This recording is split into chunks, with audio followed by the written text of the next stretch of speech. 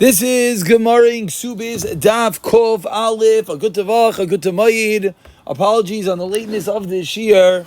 Mirza Hashem will be getting this year up and the next year up, so that before Yontif people could at least catch up. So says the Mishnah on the bottom of Kufam and Beis, a Mishnah that in truth we've dealt with numerous times, and by that I mean that the list that we're about to see, Me'enes, Hashniya, and Eilanis, this is a list that we've dealt with already in the Gemara Yavamis, and let's get to it. So says the Mishnah, Hamima Enes, a woman that does miyan. Miyan is that when a ketana gets married off by her father, by her brother, by her mother perhaps, then what happens? Does she have to stay married to the man? And the answer is no. Then when she becomes a gedela, she's allowed to walk out of the marriage. That is called miyan. So if a girl does miyan, hashniya, if someone marries someone who's a shniya la'arayis, a second tier arayis, which midaraisa are mutter, but midrabanan, they're permitted. Va'aylanis, someone who's married to an aylanis, a woman who's incapable of having children, ein lahen ksuba. These three categories of women do not receive a ksuba. Similarly, v'lo peiros, they do not receive the peiros. V'lo mezainis, they don't receive support. V'lo bla'is, and they don't receive the worn out garments. However, there continues the Mishnah that in mitzchila nisa l'shem aylanis. If a man knows that this woman is an aylanis, if a man knows that she's incapable of having children and he still marries her, yesh la ksuba. In such a scenario, she does get a ksuba.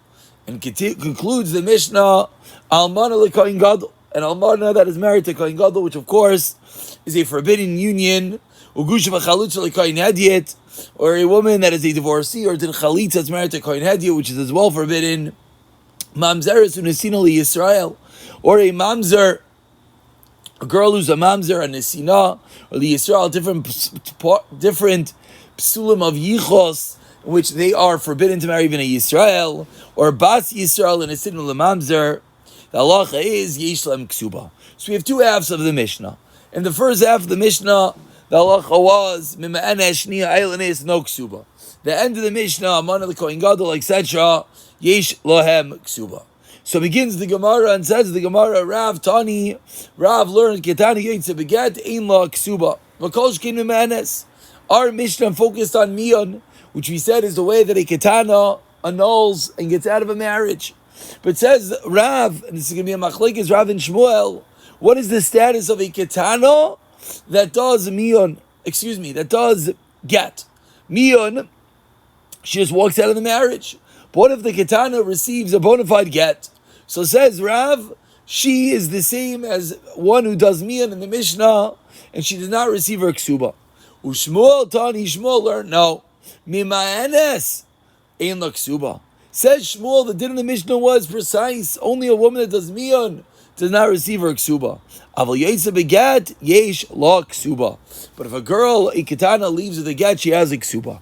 So machlekes Rav and Shmuel, what is the status of a ketana who gets divorced via a get? And explains the Gemara 4 lines from the bottom. Bazal Shmuel Taimei. And Shmuel is going according to his own reasoning. Damar Shmuel me'anes ein la ksuba. Says Shmuel, a woman that does miyan does not receive a ksuba. Yetze beget yesh la ksuba. But if she leaves the get, she does get a ksuba. And it similarly continues his price. So that's of course how Shmuel is according to his reasoning. Because just like Shmuel a moment ago taught us that if she leaves the get, she gets a ksuba. The Brisa says the same, but now the Brisa continues. Similarly, if a girl does miyan, her brothers are still allowed to marry. Loy pasla min ha'achim, v'loy pasla min hakuna. And similarly, if she does miyan, and as we've learned many times, miyan is a miraculous invention. That what does it do? It undoes the marriage, and therefore she's still allowed to marry a kohen, even though she theoretically was married. But miyan says this marriage is all null and void, and therefore she can continue marrying the kohen. Similarly, was the first case, leipasel menachem. She's allowed to marry her first husband's brothers. Normally you're not allowed to. If one gets divorced, you can't marry the wife's brothers. Over here, you are allowed to, because the miyan undoes the whole marriage. Whereas, continues Shmuel, it's a big get. psula min achim, upsula min akuna. But if one gets divorced, then they cannot marry the brothers nor to a kohen. Continue Shmuel another case. Allah that we've learned many times that if one gets divorced and remarried, you're not going to get remarried for 3 months. Similarly, if a husband dies, because you have to make sure that she was not pregnant from the first husband. But if one does miyun, they're allowed to. And the bottom Rashi speaks out the Yisai that we just said. On the last line of Rashi says, that what does miyun do? It uproots the nisuin from the beginning. In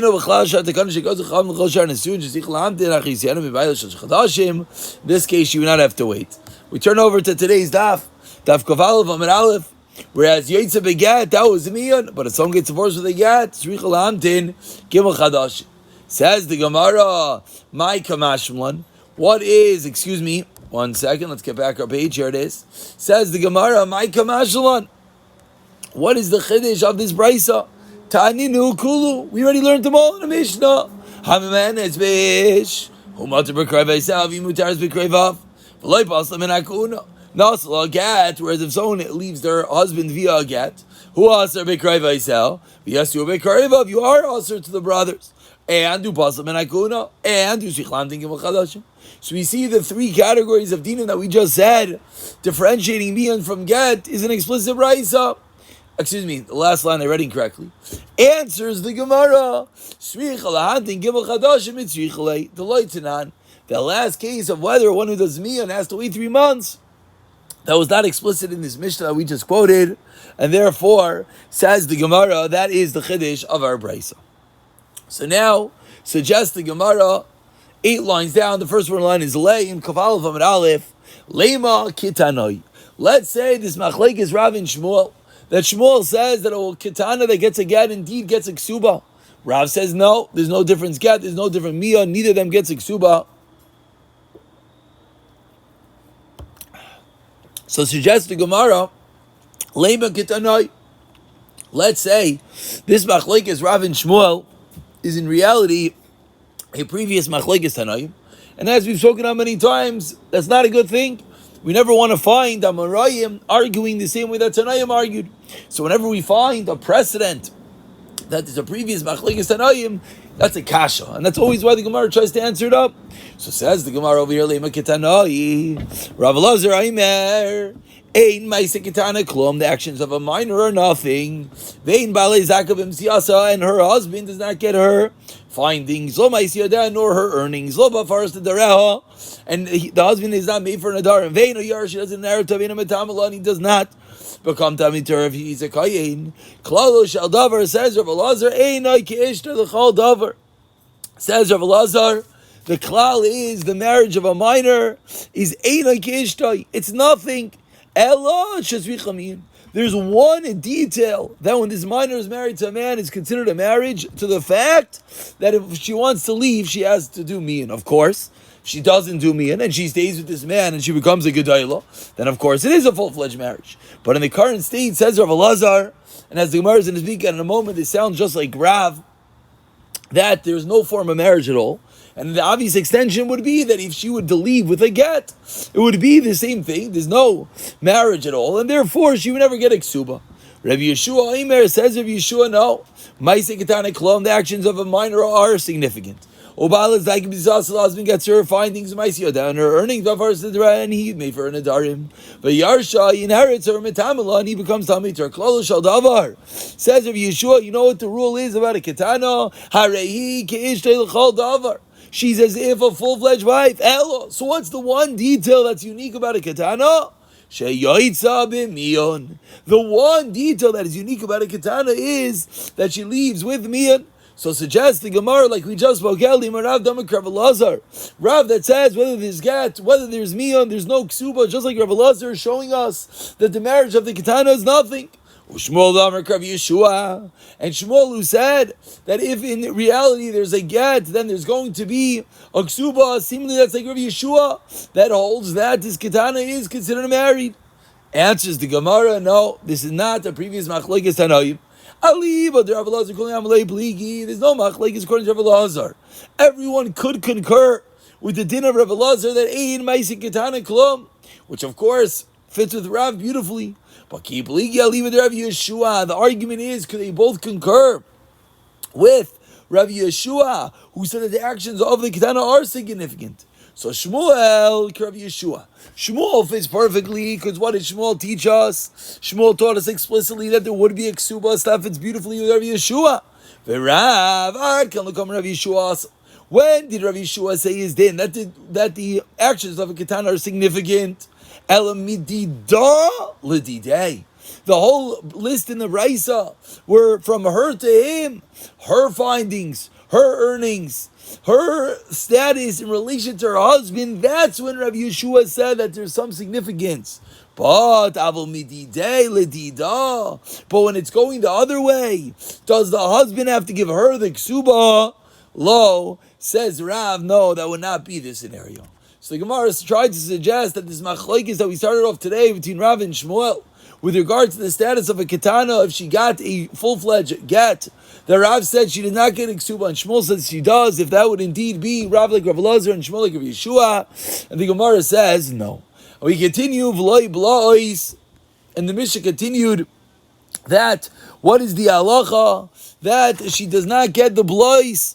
She does not get that any of these three cases in the beginning of the Mishnah, whether it's case of Mion, whether it's case of Shnias Larayis, whether it's case of Islandness, these girls do not get blois, the worn out clothing. So Amar Le Ravuna Bar Chil Rav Kana Amar La Mishmei de Shmuel, they said over the name of Shmuel, Lo Yishanu El Nechsei Milog, Aval Nechsei Insain Barzel is Law. The din in the Mishnah, that the girl, this woman, does not get blois, this secondary level of arayis, this islandness, or this girl who does mian does not get blois, that's only referring to the blois, the worn out clothing, that came from nichsi malog. Nichsi malog, let's remind yourself, are properties in which we either not brought into the marriage, or she inherited, or got after they already married. And the halacha of these items is that she, the woman, retains the actual item themselves throughout the entire marriage. The husband gets the payros. So says the Gemara, Vil Nichsei Malog, I understand that these three entities, she would not get the blois. Avol, but explains the Gemara further, the Nichsei Soin Barzel. Soin Barzel are items in which a woman brings into the marriage. The rin and the ksuba, the husband pays, and as a husband has responsibility for this piece of karka, here he's going to get the usage of the land, but she retains the land itself. So says the Gemara. So I don't understand. Nichsei Soin Barzel is law. It's hers. It's her entity entirely. So you can't tell me that she's not going to get blois of that. So explains the Gemara, Rabba was wondering, on which case in the Mishnah is this din that you just told me that only applies to Nichsei Malug and Nichsei Soin Barzel? On which of the three cases in the Mishnah? And as if you're going in case number one of this ketana that does mean to leave her marriage, if they're around, if they're extant, if at the time that she walks out of the marriage, these blois, the worn out clothing are there, she gets everything. Whether it's Nichsei Malug, whether it's Nichsei Soin Barzel, it's fully hers. And if they're not here right now, then she gets nothing. So says the Gemara, this differentiation between Nichsei Malug and Nichsei Soin Barzel cannot refer to the case of Mian, because the case of Mian is very black and white. It undoes the marriage from the beginning. So whatever she has, she keeps. Whatever she does not have, she does not get. Both Nichsei Malug and Nichsei Soin Barzel. So explains the Gemara, Ella Islandness. About 20 lines to the bottom. The first word line is Ella. It must be going on case number 2 of Islandness. Yisnayu says, ask the Gemara again, I don't understand. If these blayas are around, I divide these shaklas, she should get both. And he delasnayu, if neither around, if Chami Bailei should have learned to us the opposite. That Nichsei Melog, Dibbershu Sakaimi. Nichsei Melog, as we explained, which is really was the difficulty when we explained this, people were wondering, I'm sure, that Nichsei Melog is considered to be in her Rishos. So Isla, so that item she should get. Nichsei Soin Barzel. Whereas when it comes to the Nichsei Soin Barzel, to love Bershu Sakaimi. As we explained, the Nichsei Soin Barzel is not considered to be in her Rishos. So Lesla, she should not get. So ask the Gemara, I don't understand, it can't be islandess either.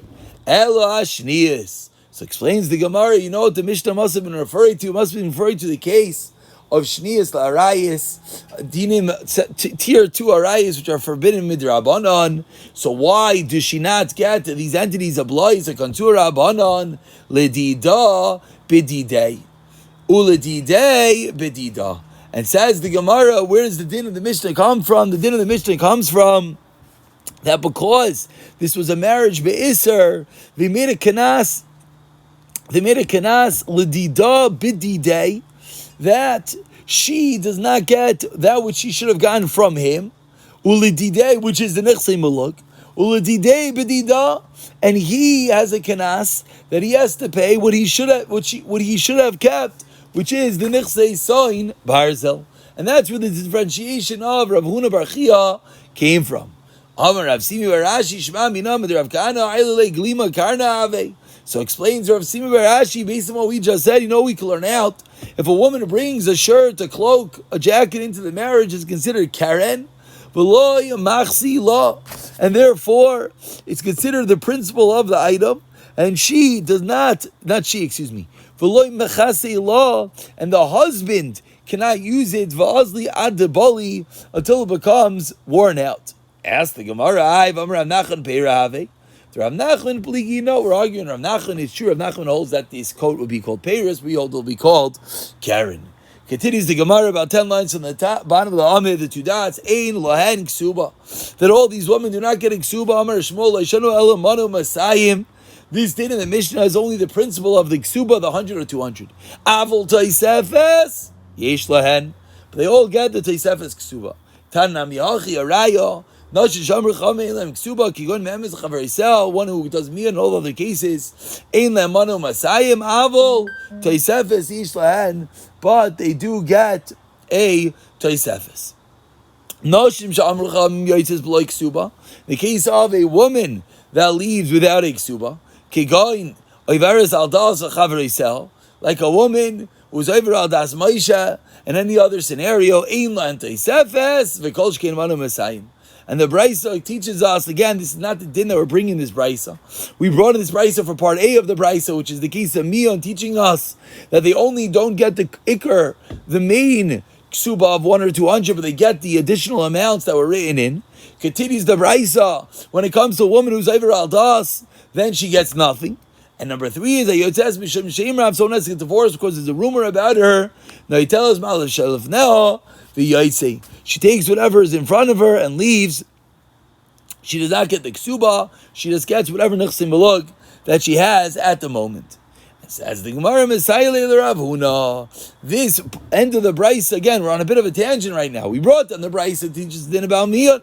Then we brought down 2 other dinim. Now says the Gemara, the end of the Brisa is a right. Rav Huna Dam Rav Huna Zinsa Lo Yifsida Lo Yisas. We turn over the page. Says Rav Huna, a woman that is mizaneh does not lose her worn out clothing, like we just saw by the case of Maitzi Shamra. That which is around. Tani Danik Hamid Rav Nachman on the top line of Kaval from the base. Zinsa Yifsida Lo Yisas Kayamim. So Rav Nachman disagrees. Amar le mizanai. Why would she lose her worn out clothing just because she didn't have era? Why is she losing her worn out clothing? Tani lo yifsid the says you have to change the words in the Brisa kiyam. Amar Rav Chanan Rav Yechon Zu Devar Rav Menachem Setima Chacham Loimim Zinzel lo yifsid the kiyamim. She will not lose that which is still around.